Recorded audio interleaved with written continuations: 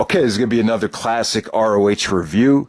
For the next video, I'm going to try to be doing this about once a month. So for the next video, I'm going to let you guys request or vote for what you want to see as the next classic ROH show in the comment section. So just vote in the comment section. This is what Dead End Hip Hop does.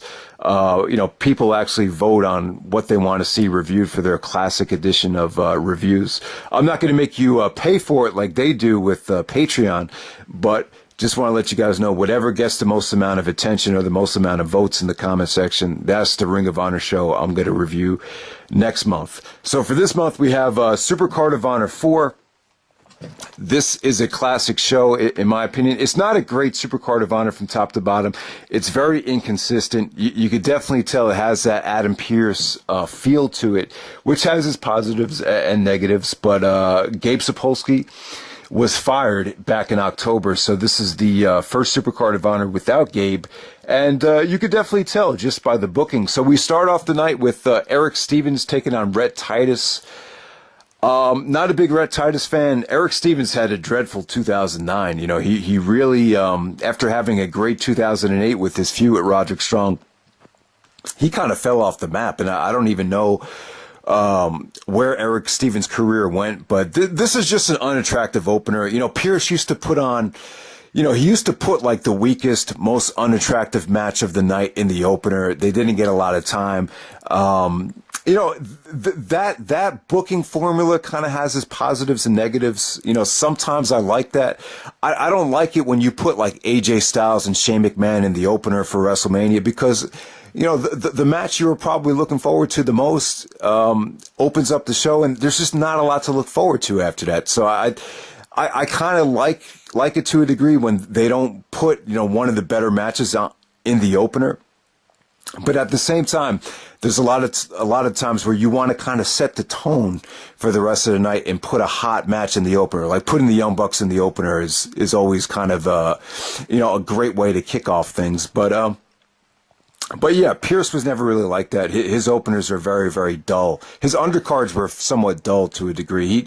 He didn't want to burn out the crowds, which is something that Gabe got a lot of criticism for. There was a time where Gabe always wanted, match of the year candidates throughout the whole card, and sometimes that would kind of burn out the crowd to a degree. So the next match of the night, you had Chris Hero, Eddie Edwards, and Incognito. I believe at the time, Hero and Edwards were still in Sweet and Sour, and Incognito, who was a masked wrestler, taking on Kevin Steen, Jay Briscoe, and Magno, another masked wrestler here. This was kind of chaotic. The ropes broke. As soon as the ropes broke, though, Hero, and I said this in my first time reviewing it before I got taken off the account. Hero actually, right away, he just starts using the ropes as a weapon. So that just shows you that, Hero has so much experience that he's used to this situation. He's probably been in the ring where there's been times where the ropes have broke and you kind of have to use it to his advantage. But, sometimes when, a crisis like this happens, you can kind of, turn it into a positive. It kind of takes less pressure. It takes pressure off the performers when something like this happens.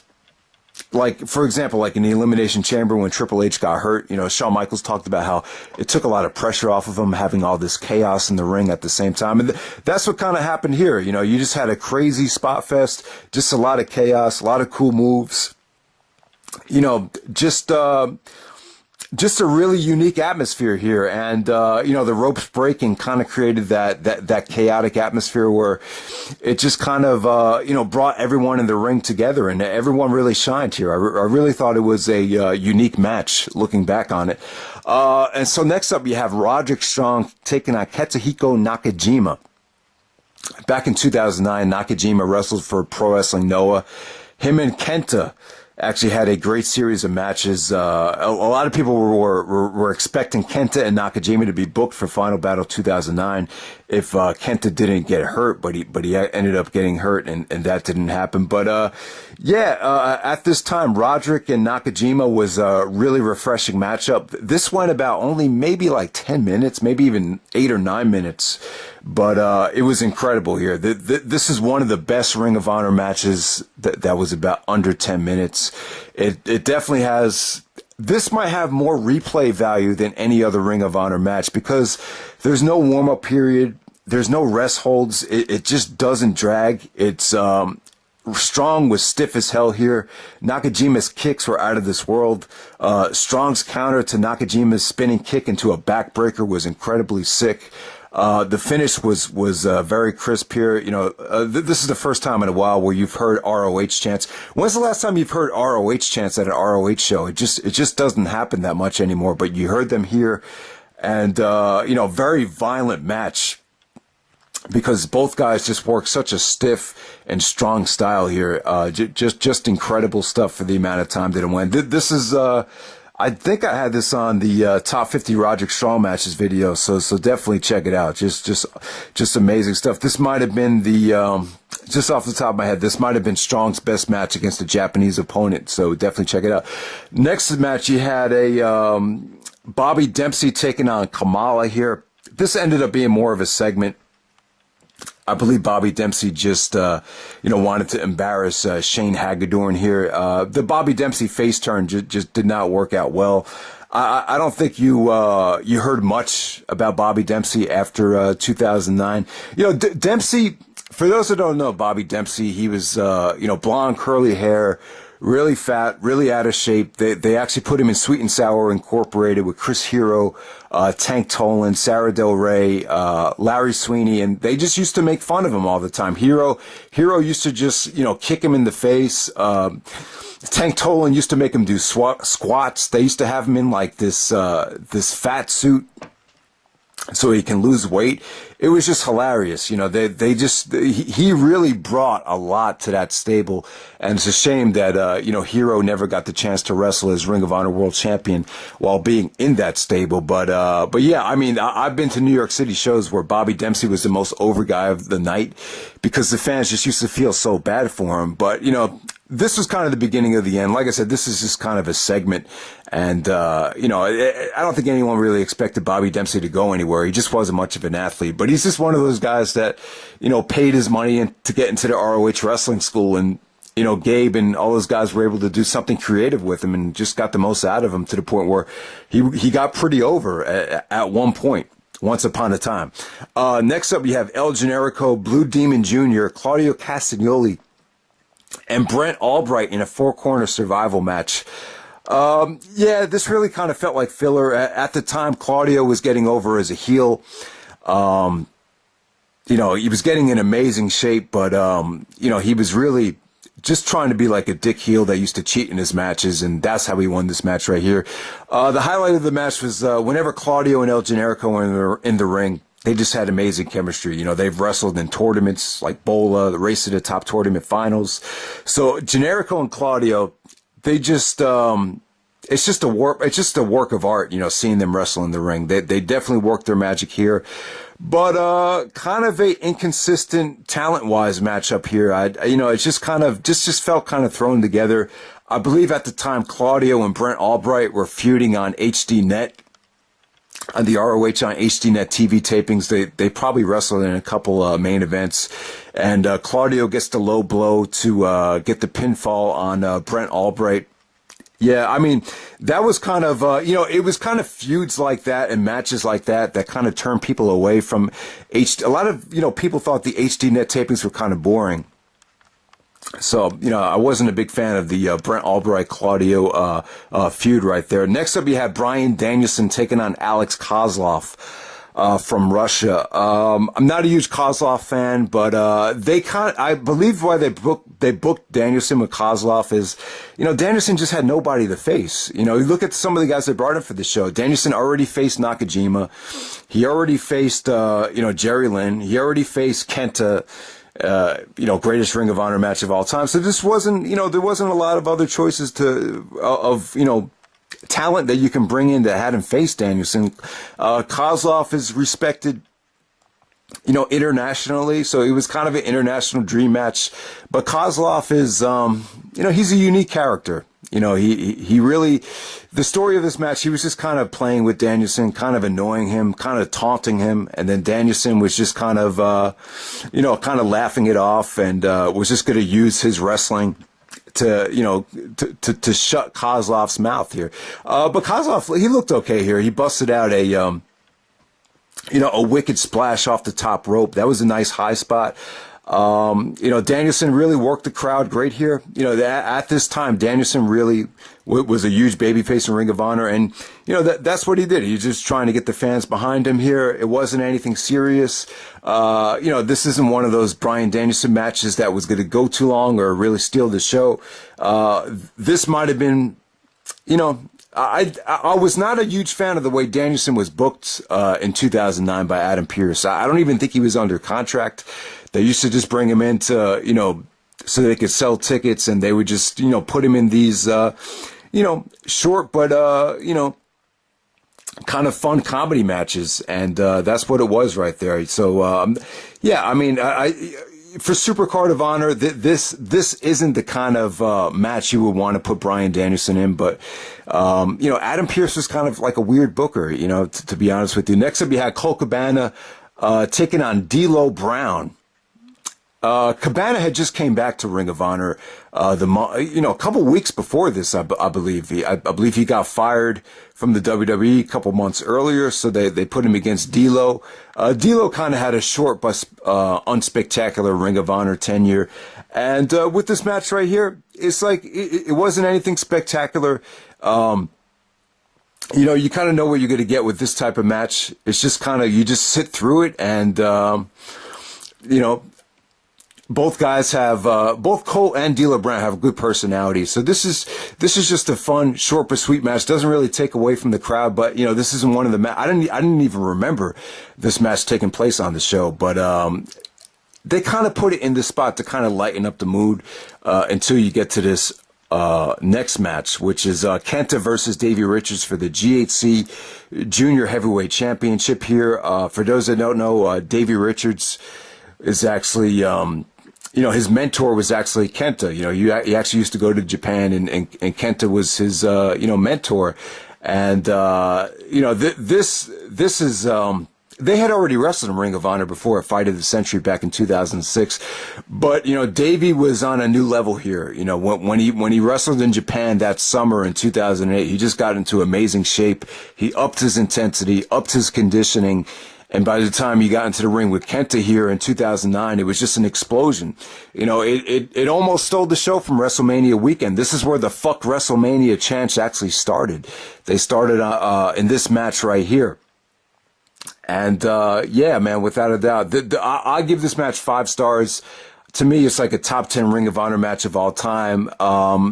Some people think it has its flaws because of the botched finish, because of the selling. But, to me, you'll never find a wrestling match this intense. I thought Davey's intensity was unparalleled here. It was almost Benoit-like as far as intensity goes. It was probably just as intense as any Benoit match ever, which is saying a lot.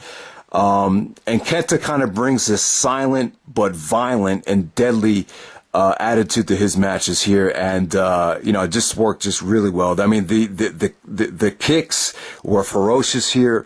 The slaps had so much intensity. This is the kind of match that not everybody can wrestle. This takes a unique individual to wrestle this kind of style. This kind of style will take years off your life. But at this time, Davey was heavily motivated. Kenta in 2009 was having an incredible year wrestling in Noah and in Ring of Honor. There was actually a falcon arrow off the top of off the edge of the ring apron, and Davey actually lands, back first. Basically, they borrow the same spot that they did in the Kenta Marufuji Classic from 2006. Davey once again did his tope over the guardrail into Kenta, which was crazy. He used to do that like every big match in 2009. So Davey was just a psycho back then. But yeah, also the counter of the go to sleep into the cloverleaf. The cloverleaf submission was incredible as well.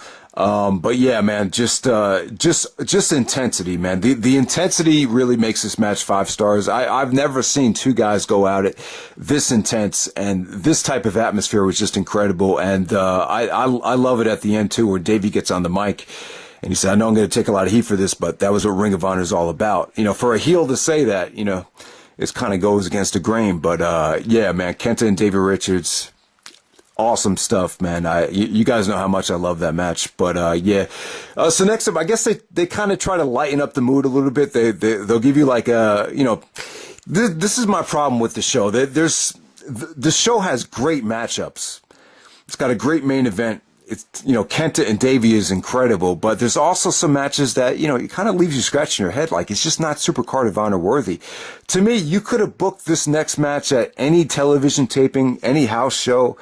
I don't know what the deal with Pierce was. He used to just book certain matches just to kind of you know, lighten up the mood. And but for a Supercard of Honor, I'm just in favor of kind of going away from the storylines and just putting on the best wrestling show possible.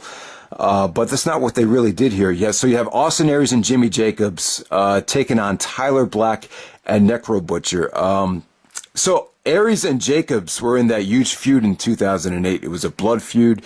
It was a feud over a woman.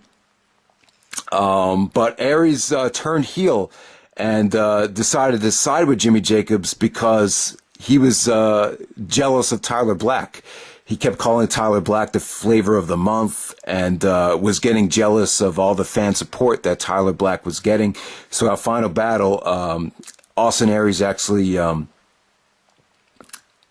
after he lost to, you know what? I think Aries defeated, wait, did Aries defeat Black at final battle? You know what, guys? I can't even remember.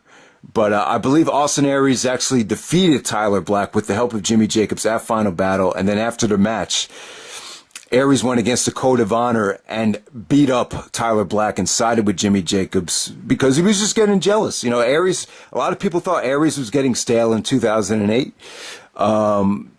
So that's what happened here. So after him and Jimmy had that huge blood feud, they actually started teaming up together. And then Necro Butcher, you know, turned on Jimmy Jacobs as well. But, you know, right here, this is just a good storyline match. You know, ideally, you know, you could have booked Tyler Black versus Jimmy Jacobs on this show. That might have been the better way to go. They were actually saving Austin Aries versus Tyler Black for down the road. So it's understandable why they didn't rush that here. But, you know, just a nice, fun match here. You know, Necro Butcher, you know, had some nice breakups here. You know, actually, Aries and Jacobs were actually, you know, punching each other during the match because, you know, even though they were friends, you know, even though they sided with each other, they still hated each other. So there was actually some nice teasing here. You know, Tyler Black teased a moonsault through the table on the outside, but that was broken up. There was just a lot of stuff that Aries did at this time that he would do just to piss the fans off. You know, he did it. He actually wrestled not to deliver because he hated the fans so much that he didn't want to like please them or satisfy them. So you can see Aries' new persona, you know, start to come about right here. There was actually a nice table spot where Aries actually double drop kicks. Was it Tyler and Necro through the table? So there we go with that. You know, just an average match right here. You know, I just feel like this is the kind of match that, you know, I prefer, you know, Supercard of Honor to be, you know, more one-on-one oriented. So let's get to the main event right here. We have Nigel McGuinness taking on Jerry Lynn for the ROH World title here. So Jerry Lynn actually defeats Nigel McGuinness to win the ROH World Championship. So this is for this match right here, you get to see one of the most important Ring of Honor World title reigns come to an end. You know, Jerry Lynn wins the Ring of Honor World title here. I was happy for Jerry Lynn. You know, I have to say, you know, one of the reasons why they had Jerry Lynn win was because of the movie The Wrestler. If you see the movie The Wrestler, Mickey Rourke looks a lot like Jerry Lynn. You know, he's an older guy with long hair. So that's what they were kind of going for here. I guess Carrie Silken thought it was a way to appeal to mainstream fans. This is probably one of the reasons why Gabe got fired. You know, I'm sure it wasn't just one reason. They probably had a meeting and talked about, I bet you Carrie probably said, hey, this is the direction I want to go because of the movie The Wrestler. They actually used, you know, Ring of Honor actually filmed one of the shows where the wrestler filmed the movie in Dover, New Jersey. So there was they had a lot to do with that movie, The Wrestler. So that's probably one of the reasons why. I believe Gabe Sapolsky wanted Tyler Black to win the Ring of Honor World Title at Final Battle 2008, but they scrapped that. They went with Jerry Lynn over Nigel at Supercard of Honor. Nigel was just falling apart here. He couldn't lift weights, so he looked really skinny here. His bicep needed surgery. I don't think he ever got surgery. He just rehabbed. He kept on rehabbing it, and it kind of bit him in the ass, because I think him not getting surgery was why the WWE didn't hire him when they were initially going to hire him. So that's what happened there. But very emotional stuff here. It was it's crazy to think, Nigel gave so much in his world title reign. He really put his body through hell, and went through a lot of ups and downs with the fans. I was at Final Battle 2007, where everyone was screaming at him, drop the belt. Even they were chanting "fuck you, Nigel" to him. So he went through a lot of shit. He just won the Ring of Honor World Title at a time where, and even Jerry Lynn too. Yeah, this is a time where if you won the Ring of Honor World Title, just a lot was expected of you. You had huge shoes to fill. Samoa Joe, and Bryan Danielson, Austin Aries, those guys, gave their heart and soul to the Ring of Honor World Title. So that was expected of whoever was going to win the title as well. And, it's a shame that, Nigel sacrificing himself for the ROH World Title is probably the reason why he didn't make it in the WWE. But, it is what it is. This match with Jerry Lynn was awesome here. I thought Nigel's selling of, Jerry going to work on the bicep was incredible here. Jerry hitting him with, a couple of tombstone pile drivers, and Nigel kicking out of him. Just emotional stuff. Nigel's facial expressions and him just knowing that the world title reign was going to end just brought out a lot of emotion in him at the end of this match right here. But I was happy for Jerry Lynn. It was nice to see Jerry get that kind of moment at 45 years old, after all that he's been through in the business, all those matches with Rob Van Dam, him putting over RVD. Very critically praised matches, but you never saw Jerry Lynn win any of those matches. So it was just I was happy for Jerry to get his due. It was a nice feel good moment. But personally, I think the win was bad for Ring of Honor in the long term. And, I don't think Jerry really handled the reign that well looking back on it. If you remember at the next month at Validation against Jay Briscoe in Edison, New Jersey, after the match, someone actually said, "I'm disappointed." And then Jerry starts screaming at the guy. He's like, "If you're disappointed, then go watch fucking WWE."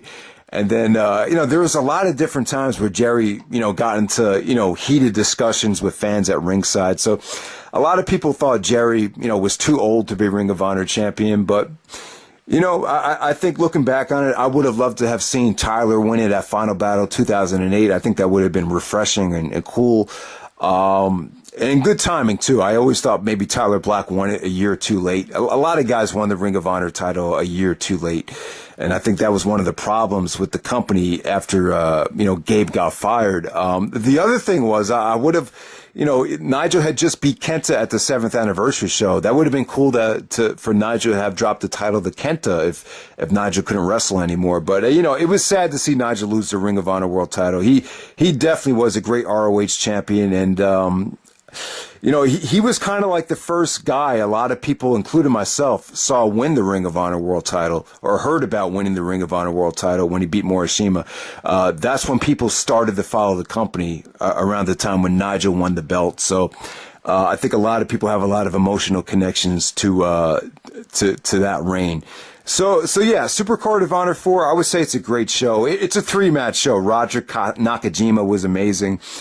Kenta and Davey Richards is, one of the greatest Ring of Honor matches of all time, and the match of the year for 2009. And Nigel, McGuinness, and Jerry Lynn. It's the ending to probably the third best Ring of Honor World title reign. So definitely check that out. So that's Supercard of Honor 4. There's a lot of stuff on this show that I just didn't really care for, though, to be completely honest with you. It's somewhat inconsistent, but the highs are not just incredible. The highs on this show are pretty much monumental.